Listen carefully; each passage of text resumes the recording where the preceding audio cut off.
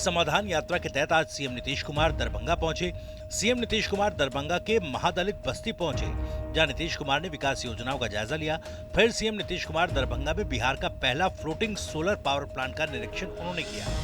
वहीं बिहार का दूसरा सबसे बड़ा दरभंगा तारामंडल का लोकार्पण भी किया। बिहार के शिक्षा मंत्री ने सार्वजनिक रूप से हिंदुओं के पवित्र ग्रंथ रामचरितमानस को समाज को बांटने वाला और नफरत फैलाने वाला किताब बता दिया। इधर बिहार के सीएम नीतीश कुमार कहते हैं कि उन्हें इस बारे में जानकारी नहीं। सर, शिक्षा मंत्री ने विवादित बयान दिया है रामचरितमानस को लेकर के। उन्होंने कहा है कि ये विवादित ग्रंथ है। हमको नहीं पता, हमको नहीं मालूम। शिक्षा मंत्री प्रोफेसर चंद्रशेखर के बयान पर साधु संत समाज विरोध में उतर आया और उन्होंने शिक्षा मंत्री के इस बयान पर कड़ी आपत्ति जाहिर की। अयोध्या के संत जगतगुरु परमहंस आचार्य ने माफी नहीं मांगने पर जीभ काटने वाले के लिए इनाम तक घोषित कर दिया। बिहार के शिक्षा मंत्री ने जिस तरह से रामचरितमानस को नफरत फैलाने वाला ग्रंथ बताया है, इससे पूरा देश आहत है। यह सभी सनातनियों का अपमान है, सभी हिंदुओं का अपमान है और इस बयान के लिए मैं विधिक कार्रवाई के लिए मांग करता हूं कि 1 हफ्ते के अंदर इनको मंत्री पद से बर्खास्त किया जाए और ये क्षमा मांगे।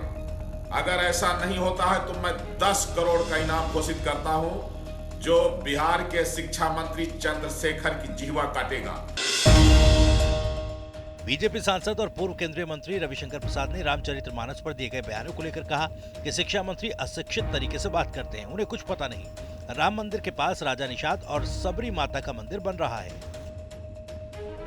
यह बहुत ही बेशरम बयान है।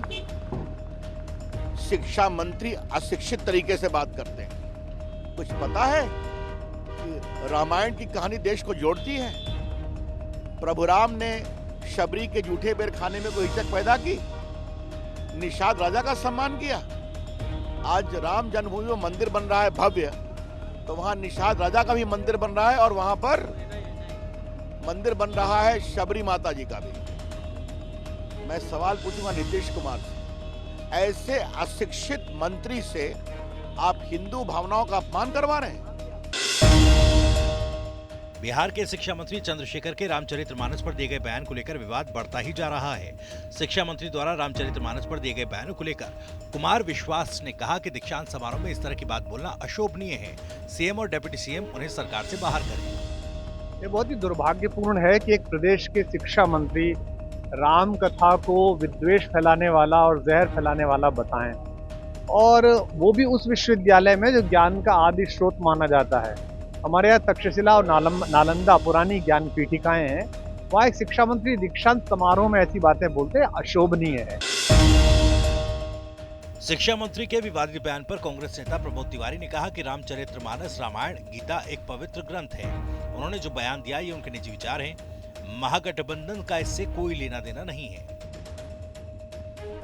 रामचरितमानस, रामायण, गीता ये हमारे पवित्रतम ग्रंथ हैं और ये सिर्फ एक जाति तक ही, एक धर्म तक नहीं, एक विचारधारा तक नहीं सीमित है। ये हमारे लिए गर्व का विषय है कि रामचरितमानस की रचना हुई, रामायण की रचना हुई, गीता करके संदेश की रचना हुई। ये उनके अपने निजी विचार हो सकते हैं अगर उन्होंने दिया है, न ये हमारे गठबंधन के बिहार के विचार हैं और न कांग्रेस के। और बिहार के शिक्षा मंत्री द्वारा रामचरितमानस पर दिए गए बयानों को लेकर सिर्फ बिहार में ही नहीं बल्कि पूरे देश में माहौल गर्म हो गया है। भोपाल से कांग्रेस विधायक आरिफ मसूद ने कहा ये विवादित नहीं अमर्यादित बयान है। ग्रंथ के हिसाब से लोग काम करें तो दुनिया सुधर जाएगी। कोई भी धार्मिक ग्रंथ नफरत नहीं फैलाता। नहीं, विवादित भी नहीं, अमर्यादित है। और कभी भी किसी मजहब का कोई ग्रंथ कभी कोई गलत काम के संदेश न देता है, न मैं समझता हूँ कि उस ग्रंथ में सच्चाई ये है कि मजहबी ग्रंथ पढ़ के लोग अगर उस पर काम करने लगे तो आधा देश नहीं पूरी दुनिया सुधर जाए। सच्चाई ये है कि ग्रंथ पढ़ते जरूर है, उस पर अमल नहीं करते, उसी की वजह से ये बिगड़ा है। और अगर ऐसा मंत्री ने करा है तो बहुत गलत करा, और ऐसे मंत्री को तत्काल वहाँ के मुख्यमंत्री को उनसे क्षमा मंगवाना चाहिए और अगर वो नहीं मांगते तो हटा देना चाहिए।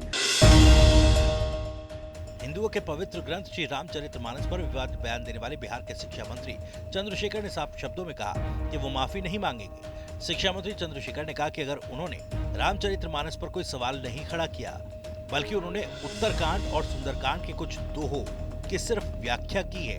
मंत्री ने कहा कि वो अपने बयान पर कायम है। जो लोग मेरी जीभ काटना चाहते हैं काटे, कोई तो अमीर हो जाएगा। मैं एक बार तो दिया, आप लोग बार बार एक ही बात को पूछते हैं। मैं आप लोगों से विनम्र आग्रह करना चाहता हूँ कि आप रामचरितमानस के उत्तरकांड के उस दोहे को याद करिए, पढ़िए निकाल करके, जिसमें लिखा है अधम जाति में विद्या पाए, भयहु जथा अहि दूध पिलाए। इसका शाब्दिक अर्थ, भावार्थ यही होता है कि नीच जाति के लोग विद्या पा करके जहरीला हो जाते हैं।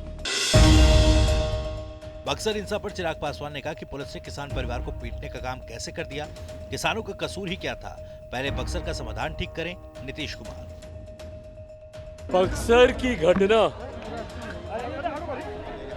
जितनी निंदनीय है, उतना ही मुख्यमंत्री नीतीश कुमार जी का अमानवीय चेहरा दर्शाती है।